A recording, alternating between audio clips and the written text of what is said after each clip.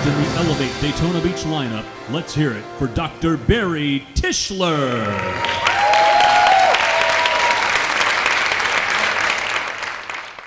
Good evening.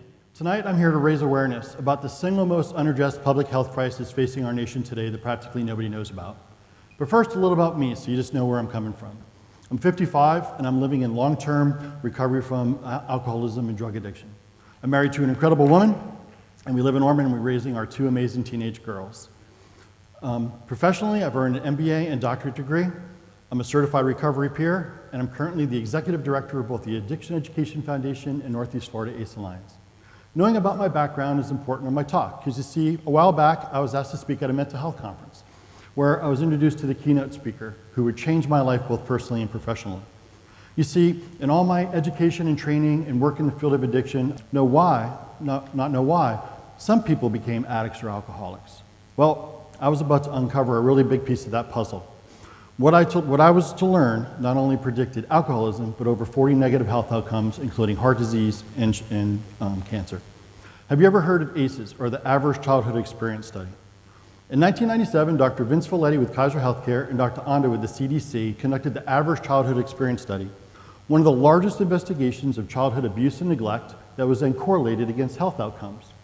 They surveyed 17,000 adults during routine health exams, and they asked 10 questions as it related to their history of childhood abuse and neglect. For each yes, you got one ACE. They asked, had you ever experienced physical, emotional, or sexual abuse, physical, emotional neglect, domestic violence, substance abuse, incarceration, or divorce or death? They then correlated those results against health outcomes. And what they revealed was astonishing. The average childhood experiences were significantly associated with risk behaviors and poor health outcomes in adulthood. So you're thinking, okay, that doesn't really sound like science, right? You get dealt a bad hand of cards and all of a sudden, you drink and you smoke and you eat too much and that results in poor health outcomes and disease, right? It's not science. Well, this is exactly where the science comes in. It has to do with the way our body handles stress or our flight response. Here's how it works. Imagine you're walking through the forest and you see that bear.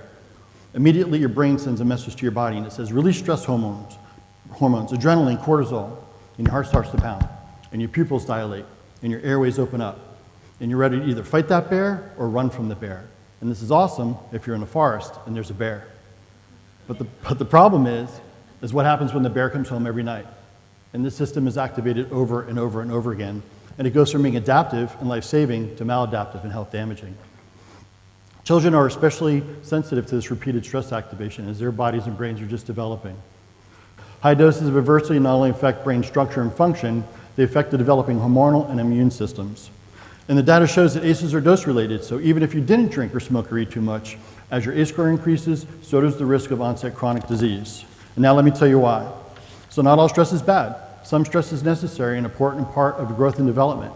But toxic stress experienced during early development can become biologically embedded.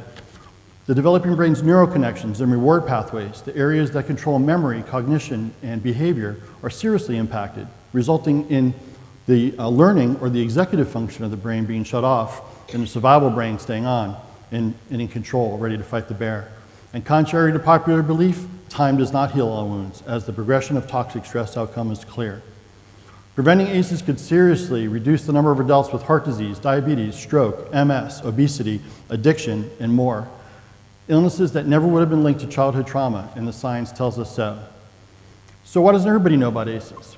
Why are there no best practices in schools or screenings in pediatrician's office or even training in medical school? Maybe because the problem is that ACEs are common. Over 60% of the original study, over 60% of the original people in the study had at least one ACE. And of them, 70% were white and 70% were college educated. It means that this can't be marginalized. It's not that zip code or that neighborhood. This is all of us, which is why people don't want to look at it or act. We'd rather stay sick. So even in this room, if I were to ask you guys who had parents who had divorce or struggled with mental illness or depression or maybe drank too much, I bet some hands would go up.